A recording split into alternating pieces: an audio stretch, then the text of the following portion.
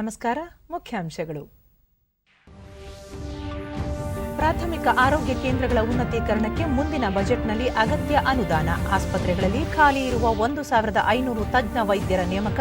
ಮುಖ್ಯಮಂತ್ರಿ ಬಿಎಸ್ ಯಡಿಯೂರಪ್ಪ. ರೈತರನ್ನು ಸಶಕ್ತಗೊಳಿಸುವ ಹಾದಿಯಲ್ಲಿ ಸರ್ಕಾರ. ಕೃಷಿ ಮಾರುಕಟ್ಟೆಗಳಿಗೆ ಕಿಸಾನ್ ರೈಲು ಸಂಪರ್ಕದಿಂದ ಅರ್ಥವ್ಯವಸ್ಥೆಗೆ ಹೆಚ್ಚಿನ ಶಕ್ತಿ. ಪ್ರಧಾನಿ ನರೇಂದ್ರ ಮೋದಿ. ರಾಜ್ಯಕ್ಕೆ 3 ದಿನಗಳ ಭೇಟಿಗಾಗಿ ಉಪರಾಷ್ಟ್ರಪತಿ ಎಂ ವೆಂಕಯ್ಯ ನಾಯ್ಡು ನಾಳೆ ಬೆಂಗಳೂರಿಗೆ ಆಗಮನ. ವಿವಿಧ ಕಾರ್ಯಕ್ರಮಗಳಲ್ಲಿ ಭಾಗಿ.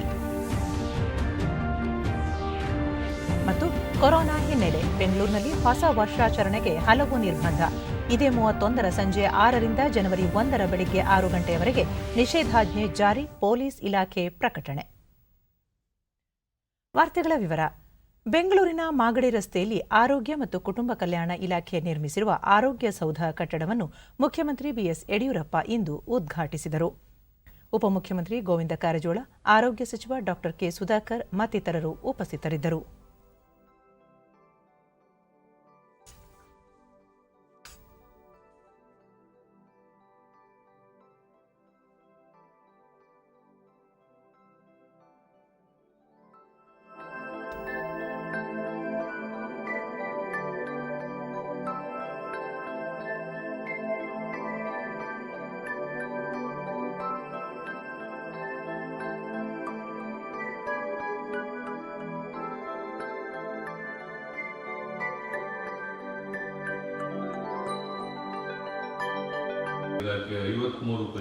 ನಂತರ ಮುಖ್ಯಮಂತ್ರಿ ಬಿಎಸ್ ಯಡಿಯೂರಪ್ಪ ಸುಮಾರು 238 ಕೋಟಿ ರೂಪಾಯಿ ವೆಚ್ಚದಲ್ಲಿ ನಿರ್ಮಿಸಲಾಗಿರುವ ಈ ಕಟ್ಟಡದಲ್ಲಿ ಆರೋಗ್ಯ ಮತ್ತು ಕುಟುಂಬ ಕಲ್ಯಾಣ ಇಲಾಖೆಯ 53 ವಿವಿಧ ಕಚೇರಿಗಳು ಕಾರ್ಯನಿರ್ವಹಿಸಲಿವೆ.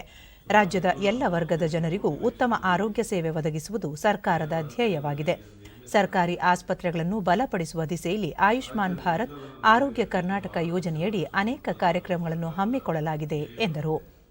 ಹಲವು ವರ್ಷಗಳಿಂದ ಸರ್ಕಾರಿ ಆಸ್ಪತ್ರೆಗಳಲ್ಲಿ ಖಾಲಿ ಇರುವ 1,500 ತಜ್ಞ ವೈದ್ಯರ ನೇಮಕ ಪ್ರಕ್ರಿಯೆ ಈಗಾಗಲೇ ಪ್ರಾರಂಭವಾಗಿದೆ. ರಾಜ್ಯದಲ್ಲಿನ ಎಲ್ಲ ಪ್ರಾಥಮಿಕ ಆರೋಗ್ಯ ಕೇಂದ್ರಗಳನ್ನು ಉನ್ನತೀಕರಣಗೊಳಿಸಲು ಮುಂದಿನ ಬಜೆಟ್ನಲ್ಲಿ ಅಗತ್ಯ ಅನುದಾನ ಒದಗಿಸಲಾಗುವುದು. ಈಗಾಗಲೇ 951 ಪ್ರಾಥಮಿಕ ಆರೋಗ್ಯ ಕೇಂದ್ರಗಳು ದಿನದ 24 ಗಂಟೆ ಕಾರ್ಯನಿರ್ವಹಿಸುತ್ತಿದ್ದು, ಉಳಿದ ಆರೋಗ್ಯ ಕೇಂದ್ರಗಳು ಇದೇ ರೀತಿ ಕೆಲಸ ಮಾಡಲಿಕ್ಕೆ ಅನುವು ಮಾಡಿಕೊಡಲಾಗುವುದು ಎಂದರು. ಇತ್ತೀಚೆಗೆ ನಡೆದಂತಹ ಸಭೆಯಲ್ಲಿ ಚರ್ಚಿಸಿ ಮುಂದಿನ ಆಯವ್ಯಯದಲ್ಲಿ ಅಗತ್ಯ ಅನುದಾನವನ್ನು ಸಹ ತೆಗೆದಿಡ್ತಾ ಇದ್ದೇವೆ. 951 ಪ್ರಾಥಮಿಕ ಆರೋಗ್ಯ ಕೇಂದ್ರಗಳು ಈಗಾಗಲೇ 24/7 ಕಾರ್ಯನಿರ್ವಹಿಸ್ತಾ ಇದ್ದು, ಉಳಿದ ಕೇಂದ್ರಗಳಲ್ಲೂ ಸಹ 24/7 PHCಗಳ ಪರಿವರ್ತಿಸುವ ಅಗತ್ಯ ಇದೆ ಅಂತ ನಿಮಗೆಲ್ಲ ಗೊತ್ತಿರುವ ಸಂಗತಿ. ರಾಜ್ಯದ ಎಲ್ಲ ಪ್ರಾಥಮಿಕ ಆರೋಗ್ಯ ಕೇಂದ್ರಗಳಿಗೆ ಸುಸಜ್ಜಿತ ಕಟ್ಟಡ, ಅತ್ಯಾಧುನಿಕ ಉಪಕರಣಗಳು, ಹೆಚ್ಚಿನ ಸಿಬ್ಬಂದಿ ಸೇವೆಗೆ ಹೆಚ್ಚಿನ ಸೇವೆಗಳನ್ನು ಒದಗಿಸಲಾಗುತ್ತೆ.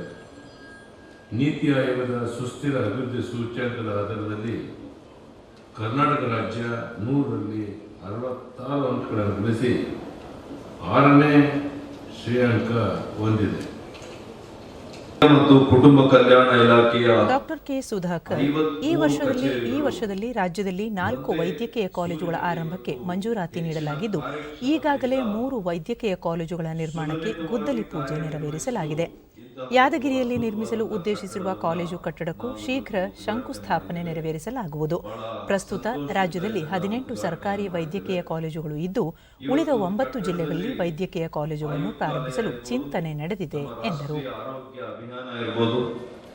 ಏಡ್ಸ್ ನಿಯಂತ್ರಣ ಸೊಸೈಟಿ, ಸುವರ್ಣ ಆರೋಗ್ಯ ಸುರಕ್ಷಾ ಟ್ರಸ್ಟ್, ಹೀಗೆ ಹಲವಾರು ಕಚೇರಿಗಳು ಒಂದೇ ಸೂರಿನಡಿಯಲ್ಲಿ ಇವತ್ತು ಕೆಲಸ ಮಾಡ್ತವೆ. ಆದರೆ ಇವತ್ತು ನಮ್ಮ ರಾಜ್ಯದಲ್ಲಿ ಇವತ್ತು ಬಡತನ ರೇಖೆಗಿನ್ನ ಕೆಳಗಡೆ ಇರ್ತಕ್ಕಂಥ ವರ್ಗಗಳಿಗೂ ಮತ್ತು ಬಡತನ ರೇಖೆಗಳಿಗಿನ್ನ ಮೇಲ್ಗಡೆ ಇರ್ತಕ್ಕಂಥ APL ಕಾರ್ಡ್ನವರಿಗೂ ಕೂಡ ಇವತ್ತು ಆಯುಷ್ಮಾನ್ ಭಾರತ್, ಆರೋಗ್ಯ ಕರ್ನಾಟಕದ ಯೋಜನೆ ಅಡಿಯಲ್ಲಿ ಎಲ್ಲರಿಗೂ ಕೂಡ ಉಚಿತವಾಗಿ ಮತ್ತು ಕಡಿಮೆ ದರದಲ್ಲಿ ಇವತ್ತು ಚಿಕಿತ್ಸೆಯನ್ನ ಸಿಗಬೇಕು ಅನ್ನೋ ನಿಟ್ಟಿನಲ್ಲಿ ಇವತ್ತು ಕಾರ್ಯಕ್ರಮವನ್ನು ಹಾಕೊಂಡಿದ್ದೀವಿ. ರಾಜ್ಯದಲ್ಲಿ ಗೋಹತ್ಯೆ ನಿಷೇಧಿಸಲು ಸಚಿವ ಸಂಪುಟ ತೀರ್ಮಾನಿಸಿದೆ. ಮುಖ್ಯಮಂತ್ರಿ ಬಿಎಸ್ ಯಡಿಯೂರಪ್ಪ ಅಧ್ಯಕ್ಷತೆಯಲ್ಲಿ ಇಂದು ನಡೆದ ಸಚಿವ ಸಂಪುಟದಲ್ಲಿ ಕರ್ನಾಟಕ ಗೋಹತ್ಯೆ ಪ್ರತಿಬಂಧಕ ಕಾಯ್ದೆಯನ್ನು ಸುಗ್ರೀವಾಜ್ಞೆ ಮೂಲಕ ಜಾರಿಗೆ ತರಲು ಮಹತ್ವದ ತೀರ್ಮಾನ ಕೈಗೊಳ್ಳಲಾಗಿದೆ. ಸುಗ್ರೀವಾಜ್ಞೆಯನ್ನು ನಾಳೆ ರಾಜ್ಯಪಾಲರ ಒಪ್ಪಿಗೆಗಾಗಿ ಕಳುಹಿಸಿಕೊಡಲಾಗುವುದು ಎಂದು ಸಂಪುಟ ಸಭೆಯ ನಂತರ ಕಾನೂನು ಮತ್ತು ಸಂಸದೀಯ ವ್ಯವಹಾರಗಳ ಸಚಿವ ಜೆಸಿ ಮಾಧುಸ್ವಾಮಿ ತಿಳಿಸಿದರು. ವಿಧಾನಮಂಡಲದ ಜಂಟಿ ಅಧಿವೇಶನವನ್ನು ಜನವರಿಯಲ್ಲಿ ನಡೆಸಲು ಸಚಿವ ಸಂಪುಟ ತಾತ್ವಿಕ ಒಪ್ಪಿಗೆ ಸೂಚಿಸಿದೆ. ಬಹುಶಃ ಜನವರಿ 18ರಿಂದ ಅಧಿವೇಶನ ಆರಂಭವಾಗುವ ಸಾಧ್ಯತೆಗಳಿವೆ. ರಾಜ್ಯಪಾಲರು ಜಂಟಿ ಅಧಿವೇಶನವನ್ನುದ್ದೇಶಿಸಿ ಭಾಷಣ ಮಾಡಲಿದ್ದಾರೆ. ರಾಜ್ಯದ ಎಪಿಎಂಸಿ ಸೆಸ್ ಅನ್ನು ₹1ಯಿಂದ 60 ಪೈಸೆಗೆ ಇಳಿಕೆ ಮಾಡಲು ಸಂಪುಟ ಒಪ್ಪಿಗೆ ನೀಡಿದೆ. ಎಪಿಎಂಸಿ ಹೊರಗೆ ಸೆಸ್ ವಿಧಿಸಲು ಅವಕಾಶವಿರುವುದಿಲ್ಲ ಎಂದು ಸಚಿವರು ಹೇಳಿದರು. ಜನವರಿ 1ರಿಂದ ಶಾಲೆ ಆರಂಭಿಸುವ ನಿರ್ಧಾರದಲ್ಲಿ ಯಾವುದೇ ಬದಲಾವಣೆ ಇಲ್ಲ ಎಂದು ಮುಖ್ಯಮಂತ್ರಿ ಬಿಎಸ್ ಯಡಿಯೂರಪ್ಪ ಬೆಂಗಳೂರಿನಲ್ಲಿಂದು ಸ್ಪಷ್ಟಪಡಿಸಿದ್ದಾರೆ. ಸಚಿವ ಸಂಪುಟ ಸಭೆಗೂ ಮುನ್ನ ಮಾಧ್ಯಮಗಳೊಂದಿಗೆ ಅವರು ಕೋವಿಡ್-19 ತಡೆಗಟ್ಟುವ ನಿಟ್ಟಿನಲ್ಲಿ ರಾಜ್ಯ ಸರ್ಕಾರ ಅಗತ್ಯ ಕ್ರಮ ಕೈಗೊಂಡಿದೆ. ಶಾಲೆಗಳಲ್ಲಿಯೂ ಸಹ ಮುನ್ನೆಚ್ಚರಿಕಾ ಕ್ರಮಗಳನ್ನು ಪಾಲಿಸಲು ಸೂಚಿಸಲಾಗಿದೆ ಎಂದರು. ಗ್ರಾಮ ಪಂಚಾಯಿತಿ ಚುನಾವಣೆಯಲ್ಲಿ ಹೆಚ್ಚಿನ ಸಂಖ್ಯೆಯಲ್ಲಿ ವಿದ್ಯಾವಂತರು ಈ ಬಾರಿ ಸ್ಪರ್ಧಿಸಿದ್ದಾರೆ. ಪಕ್ಷದ ಬೆಂಬಲಿತ ಅಭ್ಯರ್ಥಿಗಳು ಈ ಬಾರಿ ಹೆಚ್ಚಿನ ಸಂಖ್ಯೆಯಲ್ಲಿ ಗೆಲುವು ಸಾಧಿಸಲಿದ್ದಾರೆ ಎಂದು ಮುಖ್ಯಮಂತ್ರಿ ವಿಶ್ವಾಸ ವ್ಯಕ್ತಪಡಿಸಿದರು.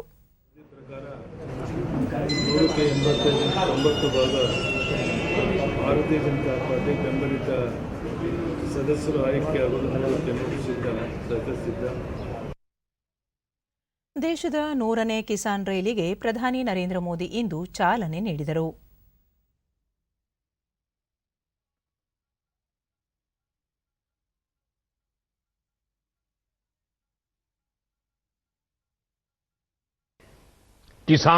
ಮಹಾರಾಷ್ಟ್ರದ ಸಾಂಗೋಲಾದಿಂದ ಪಶ್ಚಿಮ ಬಂಗಾಳದ ಶಾಲಿಮಾರ್ಗೆ ಸಂಪರ್ಕ ಕಲ್ಪಿಸುವ ಈ ರೈಲು ತರಕಾರಿ, ಹಣ್ಣುಗಳ ಸಾಗಾಟಕ್ಕೆ ಅನುಕೂಲ ಕಲ್ಪಿಸಲಿದೆ. ವಿಡಿಯೋ ಮೂಲಕ ರೈಲಿಗೆ ಹಸಿರು ನಿಶಾನೆ ತೋರಿದ ಪ್ರಧಾನಿ, ದೇಶದ ರೈತರನ್ನು ಸಶಕ್ತಗೊಳಿಸುವ ಹಾದಿಯಲ್ಲಿ ಸರ್ಕಾರ ಸಾಗುತ್ತಿದೆ ಎಂದರು. ಹೊಸ ಕೃಷಿ ಸುಧಾರಣೆಗಳು ಕೃಷಿ ಕ್ಷೇತ್ರದೊಂದಿಗೆ ಸೇರಿರುವ ವಿವಿಧ ವ್ಯಾಪಾರ ಚಟುವಟಿಕೆಗಳನ್ನು ಉತ್ತೇಜಿಸುತ್ತವೆ. ಇದರಿಂದ ರೈತರಿಗೆ ಲಾಭವಾಗುತ್ತದೆ ಎಂದರು. ಉತ್ತರ, ದಕ್ಷಿಣ, ಪೂರ್ವ, ಪಶ್ಚಿಮ ಭಾಗಗಳಿಗೆ ಕಿಸಾನ್ ರೈಲುಗಳನ್ನು ಸಂಪರ್ಕಿಸಲಾಗುವುದು. ಕೋವಿಡ್ ಸಾಂಕ್ರಾಮಿಕದ ಸಮಯದಲ್ಲೂ ಕಿಸಾನ್ ರೈಲುಗಳು ಸಂಚರಿಸಿ ರೈತರು ಬೆಳೆದ ತರಕಾರಿ, ಹಣ್ಣುಗಳ ಸಾಗಾಟ ನಡೆಸಿವೆ. ಈ ರೈಲುಗಳಿಗೆ ಬೇಡಿಕೆ ಎಷ್ಟಿದೆ ಎಂದರೆ ಕೇವಲ 4 ತಿಂಗಳಲ್ಲಿ 100 ರೈಲುಗಳನ್ನು ಆರಂಭಿಸಲಾಗಿದೆ ಎಂದು ತಿಳಿಸಿದರು. जहां किसान अपनी उपज को स्टोर कर सकता है। कोशिश ये है कि जितनी फल सब्जियां सीधे घरों तक पहुंच सकती हैं वो पहुंचाई जाए। इसके अतिरिक्त जो उत्पादन होता है उसको जूस, आचार, सॉस, चटनी, चिप्स ये सब बनाने वाले उद्यमियों तक पहुंचाया जाए। ಕಿಸಾನ್ ರೈಲು ಕೃಷಿ ಮಾರುಕಟ್ಟೆಗಳನ್ನು ಜೋಡಿಸುವ ಕೆಲಸ ಮಾಡುತ್ತದೆ. ಇದರಿಂದ ಅರ್ಥವ್ಯವಸ್ಥೆಗೆ ಶಕ್ತಿ ಬರುತ್ತದೆ. ದೇಶದಲ್ಲಿ ಶೀತಲೀಕರಣ ವ್ಯವಸ್ಥೆಯ ಕೊರತೆಯಿಂದ ಕೃಷಿ ಕ್ಷೇತ್ರಕ್ಕೆ ಅಪಾರ ನಷ್ಟವಾಗುತ್ತಿತ್ತು. ಕಿಸಾನ್ ರೈಲುಗಳ ಮೂಲಕ ಪೂರೈಕೆ ವ್ಯವಸ್ಥೆಗೆ ಬಲ ತುಂಬಿ ನಷ್ಟವನ್ನು ತಪ್ಪಿಸಲಾಗಿದೆ ಎಂದರು. ಬಿಜೆಪಿ ಪ್ರಣಾಳಿಕೆಯಲ್ಲಿ ಕಿಸಾನ್ ರೈಲುಗಳು ಹಾಗೂ ಕೃಷಿ ಉಡಾನ್ ಯೋಜನೆಗಳ ಪ್ರಸ್ತಾಪ ಮಾಡಲಾಗಿತ್ತು. ಅದರಂತೆ ಈಗ ಕಿಸಾನ್ ರೈಲುಗಳನ್ನು ಜಾರಿಗೊಳಿಸಲಾಗಿದೆ. ಮುಂದೆ ಅಂತಾರಾಷ್ಟ್ರೀಯ ಮಾರುಕಟ್ಟೆಗೂ ಭಾರತದ ಕೃಷಿ ಉತ್ಪನ್ನಗಳನ್ನು ತಲುಪಿಸಲಾಗುವುದು. ಭಾರತ ಸರ್ಕಾರ ಕೃಷಿ ಉತ್ಪನ್ನಗಳ ಸಂಗ್ರಹಗಾರ, ಸಂಸ್ಕರಣೆ, ಮೌಲ್ಯವರ್ಧನೆಗೆ ಆದ್ಯತೆ ನೀಡುತ್ತಿದೆ ಎಂದು ತಿಳಿಸಿದರು.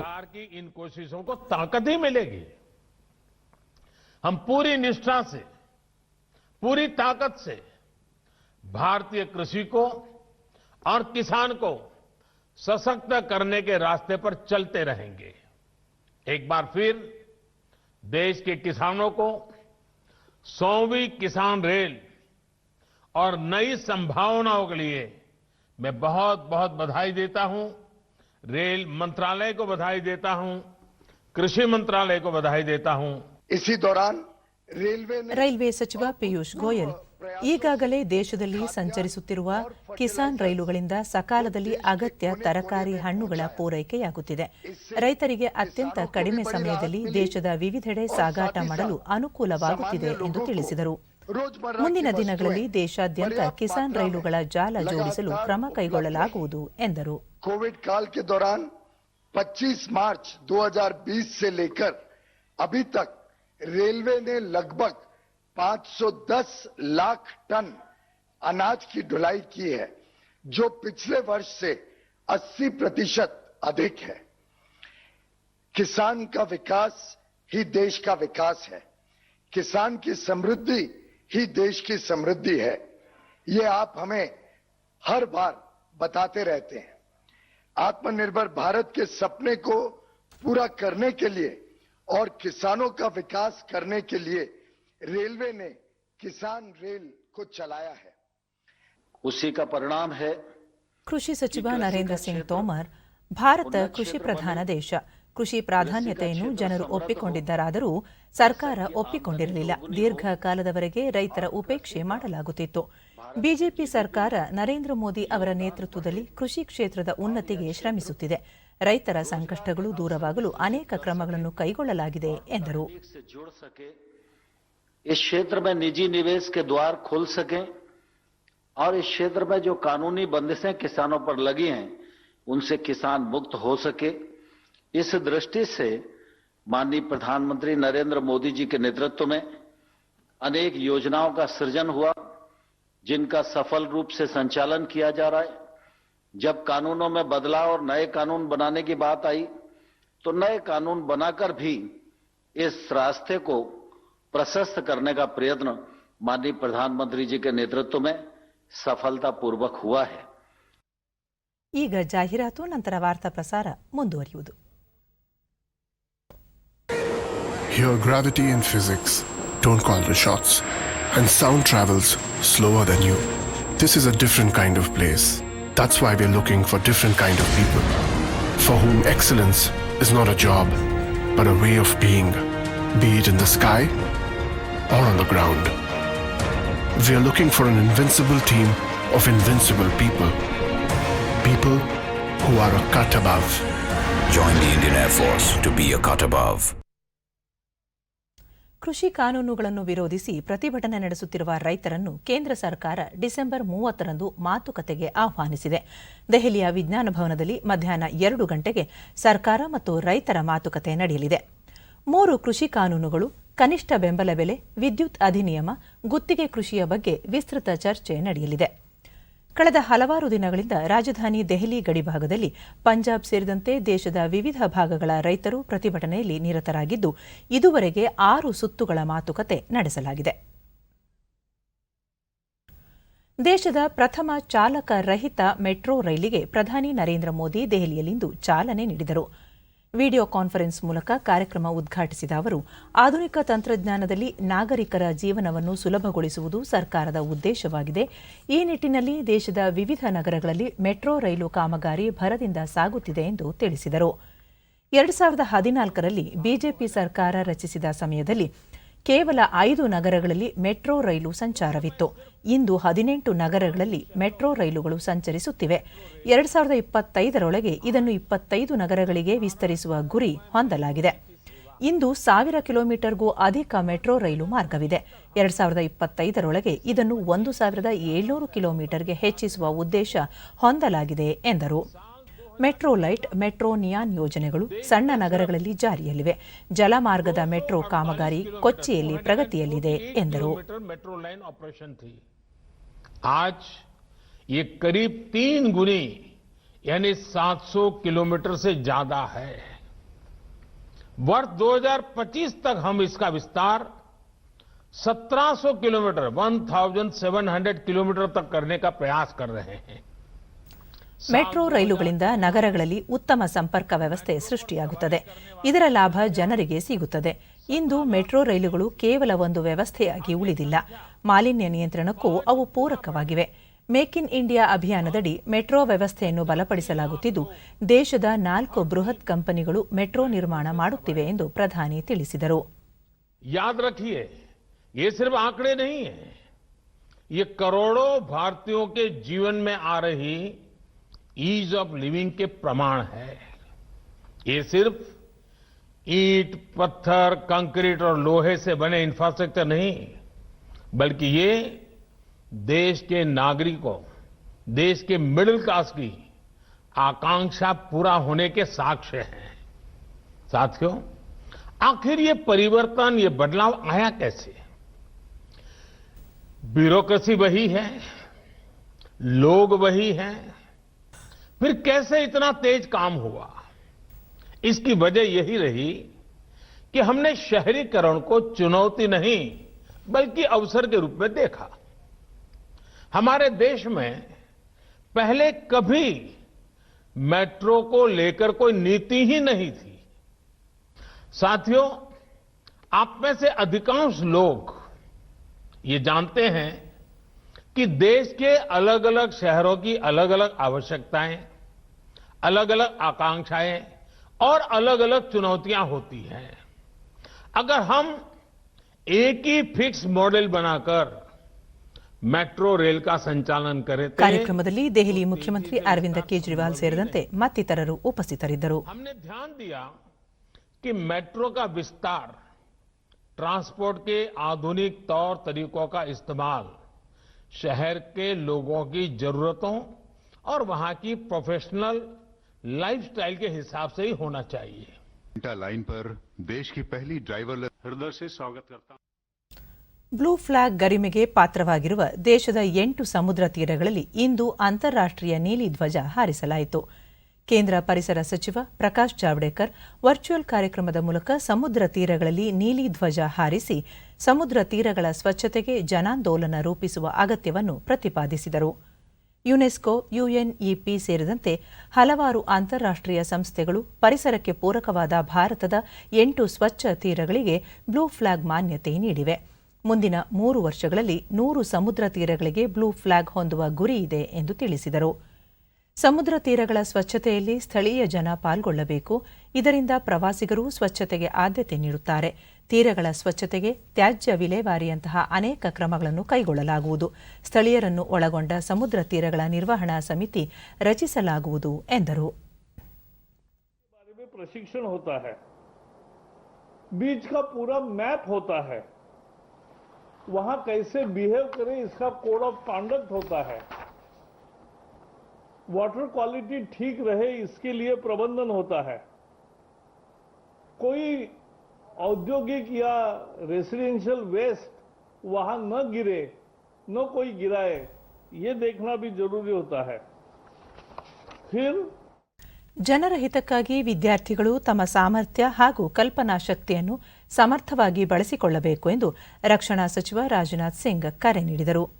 ವಿಡಿಯೋ ಕಾನ್ಫರೆನ್ಸ್ ಮೂಲಕ ನಡೆದ ರಾಂಚಿಯ ವ್ಯವಸ್ಥಾ ಪ್ರಬಂಧ ಸಂಸ್ಥೆ ಐಐಎಂನ 9ನೇ ಘಟಿಕೋತ್ಸವ ಸಮಾರಂಭದಲ್ಲಿ ಅವರು ಕೋವಿಡ್-19 ಸಮಯದಲ್ಲಿ ದೇಶದ ಆರೋಗ್ಯ ವ್ಯವಸ್ಥೆ ಯಾವ ರೀತಿಯಲ್ಲಿ ಅವಿರತವಾಗಿ ಶ್ರಮಿಸಿದೆ ಎನ್ನುವುದನ್ನು ನೀವು ನೋಡಿದ್ದೀರಿ.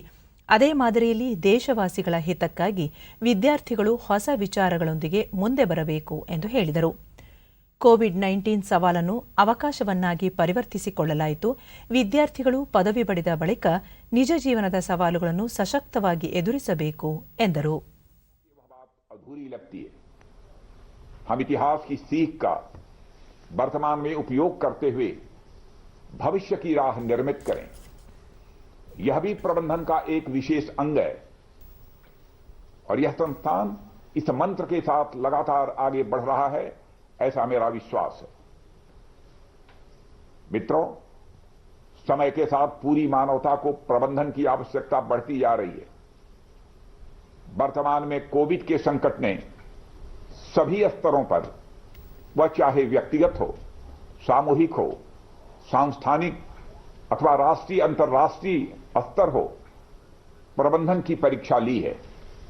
यानी सर्वाइवल के इस एग्जाम में वही लोग सफल हुए हैं जिनका प्रबंधन अत्यंत मजबूत रहा है और प्रभावी रहा है। ರಾಜ್ಯದಲ್ಲಿ ಇಂದು ಹೊಸದಾಗಿ 653 ಕೋವಿಡ್ ಪ್ರಕರಣಗಳು ದೃಢಪಟ್ಟಿದ್ದು, ಇದರೊಂದಿಗೆ ಒಟ್ಟು ಸೋಂಕು ಪ್ರಕರಣಗಳ ಸಂಖ್ಯೆ 9,16,909ಕ್ಕೆ ಏರಿಕೆಯಾಗಿದೆ. ಇಂದು 1,178 ಮಂದಿ ಆಸ್ಪತ್ರೆಯಿಂದ ಬಿಡುಗಡೆಯಾಗಿದ್ದು, ಇದುವರೆಗೂ ಗುಣಮುಖರಾದವರ ಸಂಖ್ಯೆ ಒಟ್ಟು 8,92,273ಕ್ಕೆ ತಲುಪಿದೆ. ಇಂದು 8 ಮಂದಿ ಸಾವನ್ನಪ್ಪಿದ್ದು, ಮೃತಪಟ್ಟವರ ಸಂಖ್ಯೆ 12,070ಕ್ಕೆ ಏರಿಕೆಯಾಗಿದೆ. ಸದ್ಯ ರಾಜ್ಯದಲ್ಲಿ 12,547 ಸಕ್ರಿಯ ಪ್ರಕರಣಗಳಿವೆ. 205 ಮಂದಿ ರಾಜ್ಯದ ವಿವಿಧ ಆಸ್ಪತ್ರೆಗಳಲ್ಲಿ ತೀವ್ರ ನಿಗಾ ಘಟಕದಲ್ಲಿ ಚಿಕಿತ್ಸೆ ಪಡೆಯುತ್ತಿದ್ದಾರೆ. ಇಂದು 67,742 ಮಾದರಿ ಪರೀಕ್ಷೆ ನಡೆಸಿದ್ದು, ಇದುವರೆಗೂ 1,37,72,451 ಮಂದಿಗೆ ಕೊರೋನಾ ಪರೀಕ್ಷೆ ನಡೆಸಲಾಗಿದೆ ಎಂದು ಆರೋಗ್ಯ ಮತ್ತು ಕುಟುಂಬ ಕಲ್ಯಾಣ ಇಲಾಖೆ ತಿಳಿಸಿದೆ. ಬೆಂಗಳೂರಿನಲ್ಲಿ ಇಂದು 309 ಮಂದಿಗೆ ಸೋಂಕು ತಗುಲಿದ್ದು ಒಟ್ಟು ಸೋಂಕು ಪ್ರಕರಣಗಳ ಸಂಖ್ಯೆ 3,86,908ಕ್ಕೆ ಏರಿಕೆಯಾಗಿದೆ.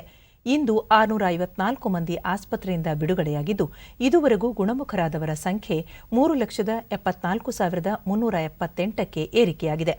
ಸದ್ಯ 8,225 ಸಕ್ರಿಯ ಪ್ರಕರಣಗಳಿವೆ. ಬೆಂಗಳೂರಿನಲ್ಲಿ 5 ಮಂದಿ ಮೃತಪಟ್ಟಿರುವುದು ಸೇರಿದಂತೆ ಒಟ್ಟಾರೆ 4,304 ಮಂದಿ ಸಾವನ್ನಪ್ಪಿದ್ದಾರೆ. ವಿವಿಧ ಜಿಲ್ಲೆಗಳಲ್ಲಿ ವರದಿಯಾಗಿರುವ ಪ್ರಕರಣಗಳ ವಿವರ ಇಂತಿದೆ.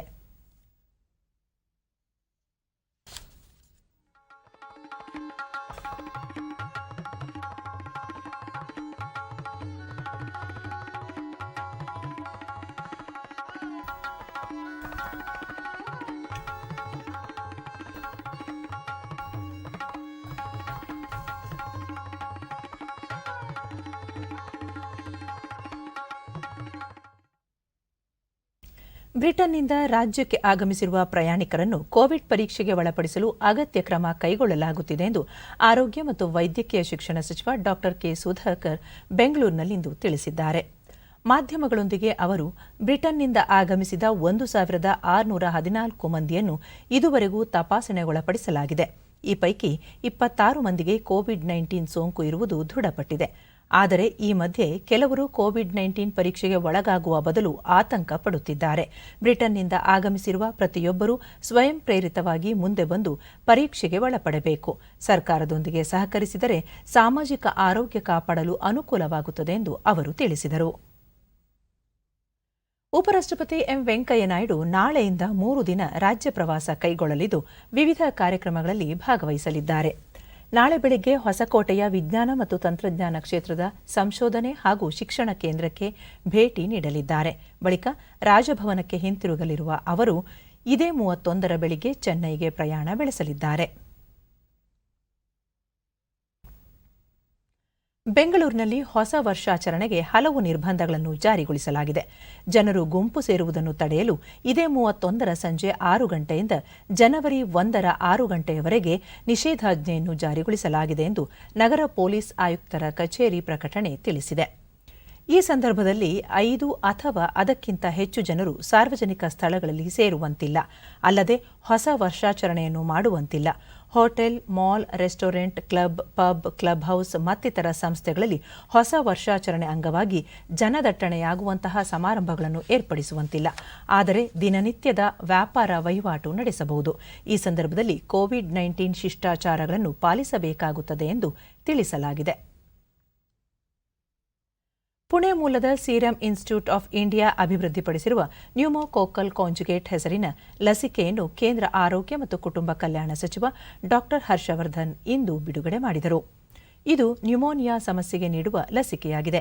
ಕಾರ್ಯಕ್ರಮದಲ್ಲಿ ಹರ್ಷವರ್ಧನ್ ವಿಶ್ವದಲ್ಲಿ ನ್ಯೂಮೋನಿಯಾದಿಂದ 5 ವರ್ಷದೊಳಗಿನ ಮಕ್ಕಳು ಸಾವಿಗೀಡಾಗುವ ಪ್ರಮಾಣ ಹೆಚ್ಚು. 20% ಭಾರತದ ಮಕ್ಕಳು ನ್ಯೂಮೋನಿಯಾ ಸಮಸ್ಯೆ ಅನುಭವಿಸುತ್ತಾರೆ. ಇದುವರೆಗೆ ನ್ಯೂಮೋನಿಯಾಕ್ಕೆ ದೇಶೀಯ ಲಸಿಕೆ ಇರಲಿಲ್ಲ. ಈ ಕೊರತೆಯನ್ನು ಸೀರಂ ಸಂಸ್ಥೆ ನಿವಾರಿಸಿದೆ ಎಂದು ತಿಳಿಸಿದರು. ವಿಶ್ವ ಆರೋಗ್ಯ ಸಂಸ್ಥೆ ಈ ಲಸಿಕೆಯನ್ನು ಅನುಮೋದಿಸಿದೆ. ಭಾರತ ಮಾತ್ರವಲ್ಲ, ಯುನಿಸೆಫ್ ಮೂಲಕ ಈ ಲಸಿಕೆ ಕಡಿಮೆ ದರದಲ್ಲಿ ವಿಶ್ವಾದ್ಯಂತ ಲಭ್ಯವಾಗಲಿದೆ. ಕಡಿಮೆ ಆದಾಯ ಹೊಂದಿರುವ ಹಾಗೂ ಅಭಿವೃದ್ಧಿಯಾಗದ ದೇಶಗಳ ಮಕ್ಕಳಿಗೆ ಇದರ ಲಾಭ ಸಿಗಲಿದೆ ಎಂದು ತಿಳಿಸಿದರು. इंस्टीट्यूट ऑफ इंडिया ने सब रिसर्च के बाद, वैज्ञानिकों के सपोर्ट के बाद, सब प्रकार के ट्रायल्स के बाद, सब प्रकार की अप्रूवल्स के बाद देश के लिए ये न्यूमोकॉकल कंजुगेट वैक्सीन उपलब्ध हो गई है. और सबसे बड़ी बात कि विश्व स्वास्थ्य संगठन ने भी इसको प्री क्वालिफिकेशन किया है, दर्जा उसको दिया है. इसके कारण इस वैक्सीन की मदद से खाली भारत के बच्चों की नहीं, अपितु यूनिसेफ के माध्यम से और भी दूसरी अंतर्राष्ट्रीय संस्थाओं के माध्यम से इस वैक्सीन का उपयोग दुनिया के बच्चे भी कर पाएंगे. यूँ तो हम जानते हैं कि Serum Institute of India Covid ಲಸಿಕೆಗಾಗಿ ಶುಷ್ಕ ಓಟ ಕಾರ್ಯಕ್ರಮ ದೇಶದ 4 ರಾಜ್ಯಗಳಲ್ಲಿ ಆರಂಭವಾಗಿದೆ. ಕೇಂದ್ರ ಆರೋಗ್ಯ ಮತ್ತು ಕುಟುಂಬ ಕಲ್ಯಾಣ ಸಚಿವಾಲಯ ಈ ಕಾರ್ಯಕ್ರಮ ಹಮ್ಮಿಕೊಂಡಿದ್ದು, ಲಸಿಕಾ ಕಾರ್ಯಕ್ರಮವನ್ನು 100ಕ್ಕೆ 100ರಷ್ಟು ಯಶಸ್ವಿಗೊಳಿಸುವ ನಿಟ್ಟಿನಲ್ಲಿ ಹಲವಾರು ಕ್ರಮಗಳನ್ನು ಅನುಸರಿಸುತ್ತಿದೆ. ಶುಷ್ಕ ಓಟ ಕಾರ್ಯಕ್ರಮದಡಿ ಲಸಿಕಾ ಪ್ರಕ್ರಿಯೆಗೆ ಎದುರಾಗಬಹುದಾದ ಸವಾಲುಗಳು ಹಾಗೂ ಯೋಜನೆಯಲ್ಲಿ ಅಗತ್ಯ ಬದಲಾವಣೆ ತರಲು ಅನುಕೂಲವಾಗುವಂತೆ ವಿವಿಧ ಚಟುವಟಿಕೆಗಳನ್ನು ನಡೆಸಲಾಗುವುದು. 2 ದಿನಗಳ ಮೊದಲ ಹಂತದ ಕಾರ್ಯಕ್ರಮ ಆಂಧ್ರಪ್ರದೇಶ, ಗುಜರಾತ್, ಪಂಜಾಬ್ ಹಾಗೂ ಅಸ್ಸಾಂಗಳಲ್ಲಿ ಇಂದಿನಿಂದ ಜಾರಿಯಾಗಿದೆ. ಇದರ ಅಂಗವಾಗಿ ಕೋವಿಡ್-19 ಲಸಿಕೆ ಪ್ರಕ್ರಿಯೆಯ ಪರೀಕ್ಷಾರ್ಥ ಅಣಕು ಪ್ರದರ್ಶನವೂ ನಡೆಯುತ್ತಿದೆ. ಕೋವಿಡ್-19 ಲಸಿಕೆ ಪ್ರಕ್ರಿಯೆ, ಸಮಾಜದಲ್ಲಿ ಕೋವಿನ್ ಜಾಲದ ಬಳಕೆ, ಯೋಜನೆ, ಜಾರಿ ಹಾಗೂ ಮಾಹಿತಿ ವ್ಯವಸ್ಥೆಯನ್ನು ಅಧ್ಯಯನ ಮಾಡುವುದು ಇದರ ಉದ್ದೇಶ ಎಂದು ಆರೋಗ್ಯ ಸಚಿವಾಲಯ ತಿಳಿಸಿದೆ.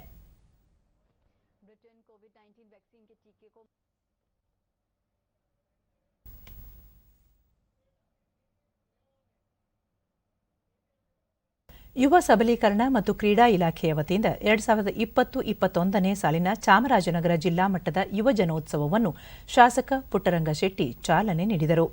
ದೇವರಾಜ ಅರಸು ಭವನದಲ್ಲಿ ನಡೆದ ಕಾರ್ಯಕ್ರಮದಲ್ಲಿ ಇಲಾಖೆಯ ಮುಖ್ಯಸ್ಥರು ಉಪಸ್ಥಿತರಿದ್ದರು. ಭರತನಾಟ್ಯ, ಗೊರವರ ಕುಣಿತ, ಕಂಸಾಳೆ ನೃತ್ಯ, ಜಾನಪದ ಸೇರಿದಂತೆ ಅನೇಕ ಸಾಂಸ್ಕೃತಿಕ ಕಾರ್ಯಕ್ರಮಗಳೊಂದಿಗೆ ವಿವಿಧ ಕಲಾವಿದರು ತಮ್ಮ ಪ್ರತಿಭೆಗಳನ್ನು ಅನಾವರಣಗೊಳಿಸಿ ಪ್ರೇಕ್ಷಕರನ್ನು ರಂಜಿಸಿದರು.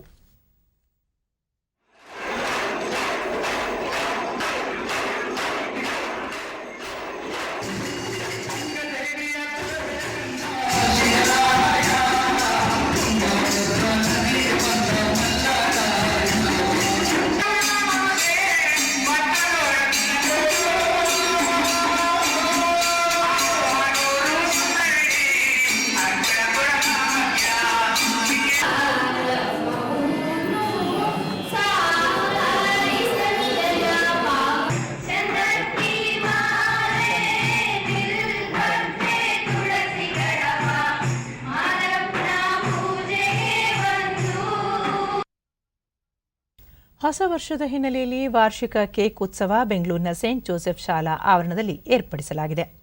ಈ ಪ್ರದರ್ಶನವು ಜನವರಿ 3ರವರೆಗೆ ನಡೆಯಲಿದ್ದು ಎಲ್ಲರ ಕಣ್ಮನ ಸೆಳೆಯುತ್ತಿದೆ. ಪ್ರತಿ ವರ್ಷದಂತೆ ಈ ಬಾರಿಯೂ ನವೀನ ಕಲಾತ್ಮಕ ಸ್ಪರ್ಶ ನೀಡಿ ಕೇಕ್ಗಳನ್ನು ತಯಾರಿಸಲಾಗಿದೆ.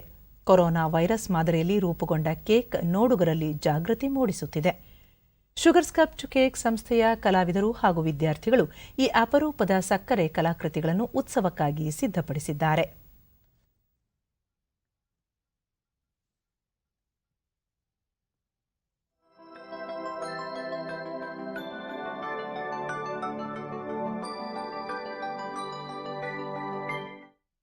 ಮೆಲ್ಬೋರ್ನ್ನಲ್ಲಿ ನಡೆಯುತ್ತಿರುವ ಭಾರತ-ಆಸ್ಟ್ರೇಲಿಯಾ ನಡುವಿನ ಬಾಕ್ಸಿಂಗ್ ಡೇ ಟೆಸ್ಟ್ ಕ್ರಿಕೆಟ್ ಪಂದ್ಯದಲ್ಲಿ ಆಸ್ಟ್ರೇಲಿಯಾ ತಂಡ ತನ್ನ ದ್ವಿತೀಯ ಇನ್ನಿಂಗ್ಸ್ನಲ್ಲಿ 6 ವಿಕೆಟ್ ನಷ್ಟಕ್ಕೆ 133 ರನ್ ಗಳಿಸಿದೆ.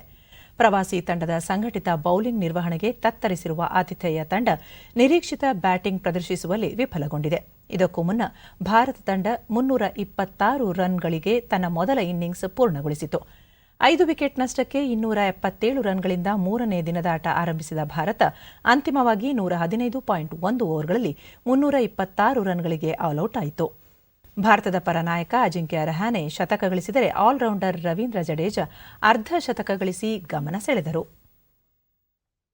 ಕೊನೆಯಲ್ಲಿ ಮತ್ತೊಮ್ಮೆ ಮುಖ್ಯಾಂಶಗಳು. ಪ್ರಾಥಮಿಕ ಆರೋಗ್ಯ ಕೇಂದ್ರಗಳ ಉನ್ನತೀಕರಣಕ್ಕೆ ಮುಂದಿನ ಬಜೆಟ್ನಲ್ಲಿ ಅಗತ್ಯ ಅನುದಾನ. ಆಸ್ಪತ್ರೆಗಳಲ್ಲಿ ಖಾಲಿ ಇರುವ 1,500 ತಜ್ಞ ವೈದ್ಯರ ನೇಮಕ. ಮುಖ್ಯಮಂತ್ರಿ ಬಿಎಸ್ ಯಡಿಯೂರಪ್ಪ. ರೈತರನ್ನು ಸಶಕ್ತಗೊಳಿಸುವ ಹಾದಿಯಲ್ಲಿ ಸರ್ಕಾರ. ಕೃಷಿ ಮಾರುಕಟ್ಟೆಗಳಿಗೆ ಕಿಸಾನ್ ರೈಲು ಸಂಪರ್ಕದಿಂದ ಅರ್ಥವ್ಯವಸ್ಥೆಗೆ ಹೆಚ್ಚಿನ ಶಕ್ತಿ. ಪ್ರಧಾನಿ ನರೇಂದ್ರ ಮೋದಿ. ರಾಜ್ಯಕ್ಕೆ 3 ದಿನಗಳ ಭೇಟಿಗಾಗಿ ಉಪರಾಷ್ಟ್ರಪತಿ ಎಂ ವೆಂಕಯ್ಯ ನಾಯ್ಡು ನಾಳೆ ಬೆಂಗಳೂರಿಗೆ ಆಗಮನ. ವಿವಿಧ ಕಾರ್ಯಕ್ರಮಗಳಲ್ಲಿ ಭಾಗಿ. ಮತ್ತು ಕೊರೋನಾ ಹಿನ್ನೆಲೆ ಬೆಂಗಳೂರಿನಲ್ಲಿ